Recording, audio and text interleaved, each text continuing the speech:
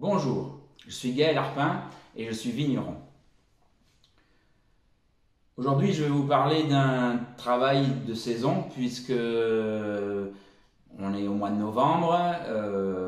En plus, il fait un très beau temps dehors, il pleut. On attendait la pluie depuis longtemps. Et donc, je profite un peu de ce temps perturbé pour faire le point sur mes malots. Alors, la malo, qu'est-ce que c'est? C'est la fermentation malolactique, qui n'est pas une fermentation en fait, qui est juste une transformation, je vais dire plus exactement, de l'acide malique, qui est un acide très fort, qui s'apparente un peu à la pomme verte, qui doit se transformer en acide lactique, donc lactique comme le lait, donc un acide beaucoup plus doux et agréable en bouche. Et ça, sur les vins rouges, c'est une étape obligatoire. Donc, normalement, je peux aller faire contrôler mes vins directement au laboratoire en portant ces fameux échantillons. Mais au laboratoire, ils vont seulement me doser l'acide malique qui est encore présent dans mes vins. Ils ne vont pas me doser l'acide lactique et qui pourrait me donner un indice sur l'évolution de cette transformation. Donc, on le fait de manière artisanale par la méthode de chromatographie que j'ai appris au lycée pendant mes études et que je mets en application encore aujourd'hui. Donc, je vous montre. J'ai fini de préparer mon papier. Donc, ce qu'il vous faut pour faire une chromatographie, c'est une sorte de papier buvard, ainsi que des réactifs que vous pouvez vous procurer dans toute droguerie ou magasin onologique. Ensuite, il faut prendre donc des allumettes, une par échantillon, d'accord?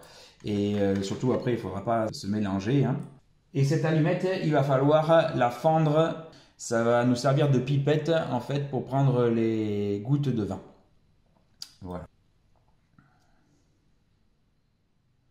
Ça permettra de retenir des gouttes un peu plus grosses. Au lycée, on faisait pas ça avec des allumettes, on faisait ça avec des petites pipettes en verre, mais les allumettes, ça marche très bien et ça coûte moins cher.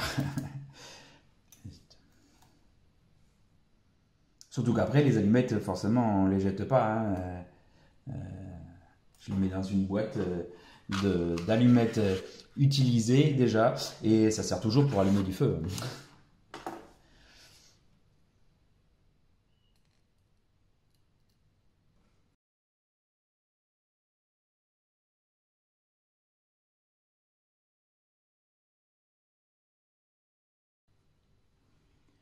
Donc, voilà. Nous avons nos allumettes, nous avons nos échantillons, le papier. On va pouvoir maintenant passer aux choses sérieuses et où il faut la plus grande minutie, parce que si jamais il y a une petite goutte qui est échappée sur le papier, c'est foutu, il faut tout recommencer. Voilà, donc un petit peu de concentration. Je vais ouvrir chacun des échantillons. Alors les échantillons, on essaye de bien les remplir parce que forcément, pour aller chercher la goutte, s'il y a trop de vide dans le goulot, eh ben, on va avoir du mal à... Il faudra incliner la bouteille, tout ça, ça va être assez compliqué. C'est parti.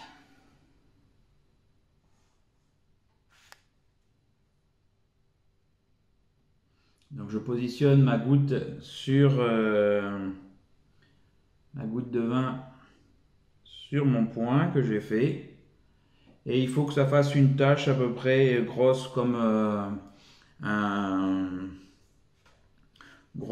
comment dire, une pièce de 1 ou 2 centimes.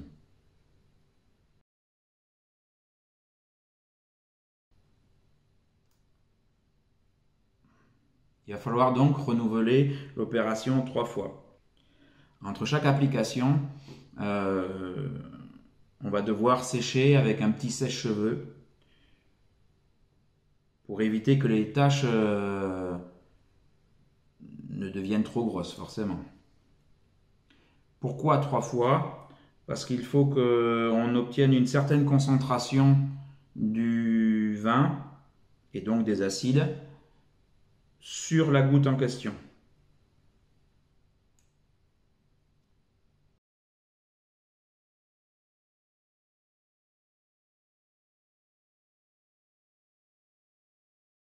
Alors oui, pour ceux qui me connaissent déjà, vous dites, tiens, c'est bizarre, Gaël, il porte des lunettes. Ben oui, je porte des lunettes. Je, je, je me fais vieux, comme dit l'autre. On prend de l'âge, évidemment. Et ouais, j'y vois plus de près. Alors, obligé de porter des lunettes.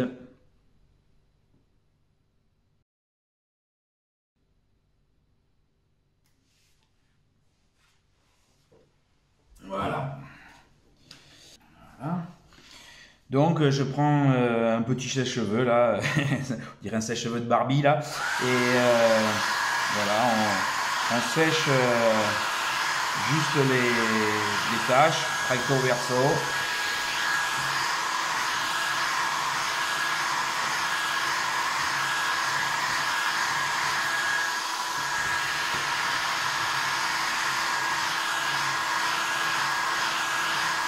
Voilà.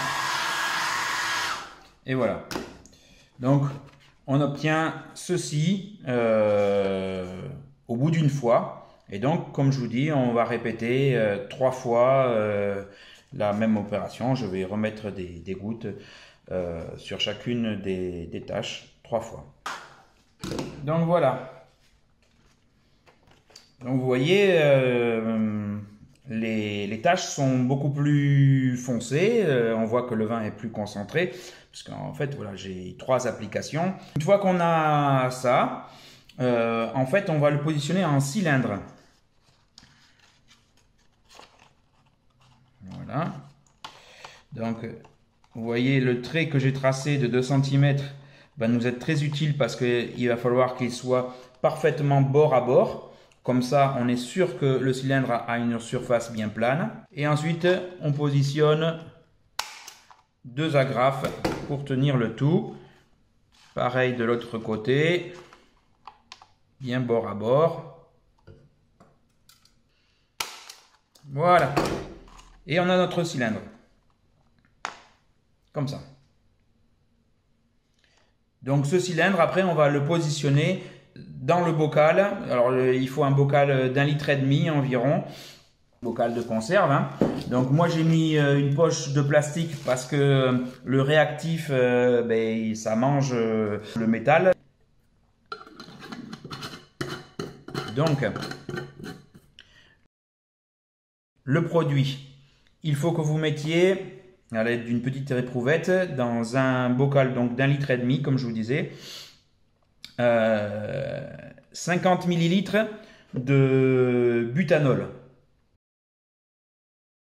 Voilà. Et ensuite, que vous mettiez 25 ml d'acide acétique. D'accord? Voilà. Donc, il faut être assez précis, mais c'est tout simple. Voilà, j'ai mis mes papiers dans le bocal. Alors, vous voyez, j'avais une grosse liste à faire. J'en avais 26 échantillons, donc que j'ai divisé sur 3 papiers et avec un petit peu comme les poupées gigognes, quoi. Je veux dire, en faisant attention, bien évidemment, que le cylindre soit bien droit, bien vertical et qu'il ne se touche pas. Voilà, donc ça y est, c'est monté. J'ai mis mes malots à sécher. Voilà, il faut que le liquide s'arrête juste un tout petit peu avant d'accéder au numéro de vos cuves, là, comme ça, à peu près 1 cm du haut. Et vous avez vu donc les acides qui montent. Le jaune va devenir bleu et Et le rouge va devenir jaune. Et on va pouvoir ainsi lire. Je vais décrypter avec vous tout à l'heure. Voilà, donc les analyses sont faites. Hein. Alors j'ai pris un petit peu d'avance, je me suis déjà tout noté les évolutions. D'accord, donc ça c'est celle que vous avez vue, que j'ai faite. Donc là c'est bien, on a un petit peu tout. Voilà, en grande majorité, tout est fini ou va être sur le point de se terminer, mais j'en ai aussi qui sont en cours ou à peine commencés. Donc voilà, je vais pouvoir vous montrer tout ça. Les acides sont en jaune et le butanol a coloré tout le papier buvard qui n'était pas imprégné d'acide. Donc on voit bien hein, que ça a monté comme ça, migré grâce à l'acide acétique. Si on prend par exemple celle-ci, donc on est à 80% parce que vous voyez il persiste une petite tache ici. Voilà, là à 90 parce qu'il reste presque plus rien. Voilà, alors là on est à 60% environ parce qu'on voit que la tache tend à se rapprocher de celle d'en haut. Alors ici, oui j'ai oublié, ici c'est l'acide lactique. Donc comme je disais, l'acide lactique qui en fait s'apparente au lait, c'est un acide doux. Et ici se situe l'acide malique qui est un acide un peu plus mordant comme celui de la pomme verte.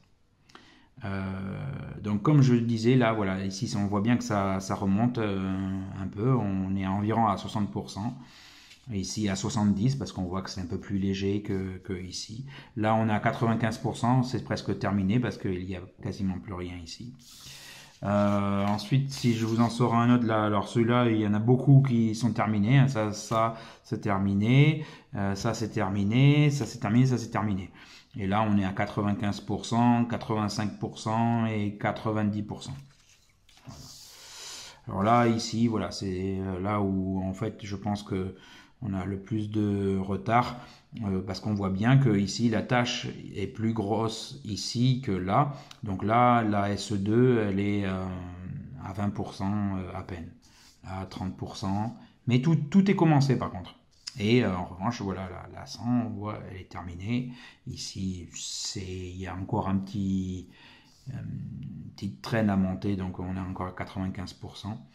Et voilà.